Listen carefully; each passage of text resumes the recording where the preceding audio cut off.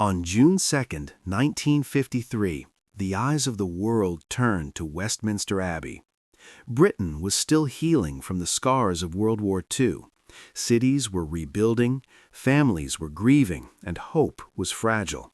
And on that morning, a 27-year-old woman stepped into history. Her name was Elizabeth Alexandra Mary Windsor.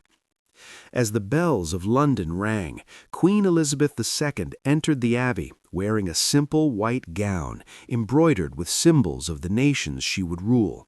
Outside, rain fell steadily, but inside, the atmosphere was electric. Kings, queens, and leaders from around the world sat in silence as tradition older than 1,000 years prepared to unfold. For the first time ever, a British coronation was televised. Millions gathered around small black and white screens, watching history happen in real time. Families packed into living rooms, neighbors crowded into shops. The monarchy was no longer distant, it was suddenly personal. At the heart of the ceremony came a moment hidden from cameras, the anointing. Shielded from view, Elizabeth was consecrated as monarch, not just crowned, but bound by duty.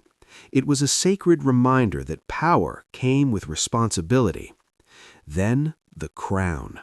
The St. Edward's crown, heavy with gold and history, was placed upon her head. And with those words, "God save the Queen," a new era began. She was young, she was untested, but she would go on to reign for 70 years, longer than any British monarch before her. That day in 1953 wasn't just a coronation. It was the beginning of a reign that would quietly shape the modern world.